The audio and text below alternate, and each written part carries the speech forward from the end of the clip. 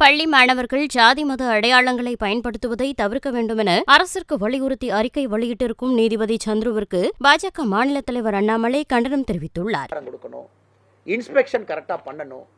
Students இருந்தா தப்பு பண்ணா சஸ்பெண்ட் பண்ணுங்க. பிடிஏ மீட்டிங்கை ரெகுலரா நடத்துங்க. மாசத்துக்கு ஒரு முறை நடத்தவில்லை என்றால் ஆசிரியர் மீது நடவடிக்கை எடுங்க.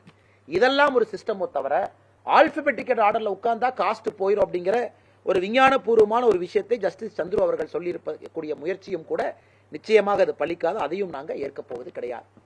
அடுத்து நம்முடைய அரசியலமைப்பு சட்டம், பள்ளிக்கூடத்தில் டிஸ்பிளே, ஒரு கயிறு, ஒரு திருநூறு, ஒரு ருத்ராட்சம் அல்லது ஒரு ஹிஜாப் அல்லது ஒரு கிறிஸ்தவ சமுதாயத்தை சார்ந்த ஒரு சிலுவை இருக்கக்கூடிய ஒரு டாலர் இருக்கக்கூடிய செயின், இதை எந்த அளவுக்கு ஒரு பொது வெளியில பயன்படுத்தலாம், எந்த அளவுக்கு பள்ளிக்கூடத்தில் பயன்படுத்தலாம், இது நீண்ட நாட்களாக நம்ம சமுதாயத்துக்குள்ள நாமளே நம்ம கேட்கக்கூடிய கேள்வி. ஒரு ஸ்டேட்ல பயன்படுத்தக்கூடாது, ஒரு ஸ்டேட்ல எல்லாம் பயன்படுத்தலாம். ஆனா இன்னைக்கு ஜஸ்டிஸ் சந்துரு அவர்களுடைய அறிக்கை பார்த்தீங்கன்னா இதை மறுபடியும் இதை ஆரம்பிச்சிருக்கிறாங்க இந்த பிரச்சனையை. குறிப்பாக ஒரு சேக்ரெட் த்ரெட், அதாவது இந்த ஜாதி என்றால் இந்த அடையாளம், அவங்க இந்த கலர் போட்டுந்தாவே இந்த ஜாதி தான். ஏதோ கோயில்ல எத்தனையோ கயிறு கட்டுறாங்க, இதுக்கு அது ஒரு முடிவா? கட்டக்கூடாது. விபூதியிலிருந்து குங்குமம்லிருந்து பிரச்சனைகள் அந்த ரிப்போர்ட்ல இருக்கு.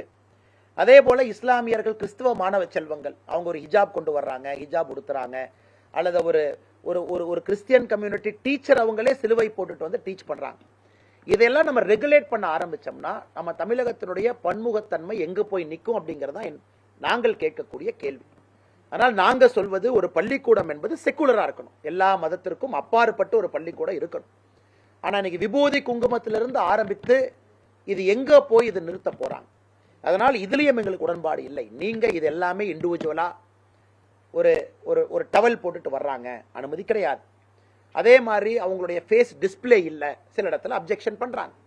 இதையெல்லாம் ஆக்கப்பூர்வமாக ஒரு டெசிஷன் எடுக்கணுமோ தவிர கையில கட்டியிருக்கக்கூடிய ஒரு நூலையோ மேலே வைத்திருக்கக்கூடிய குங்குமத்தையோ விபூதியோ இதை வைத்திருந்தால் ஒரு சமுதாயமாக அடையாளப்படுத்தப்படுவார்கள் என்று சொல்வதில் எங்களுக்கு உடன்பாடு இல்லை.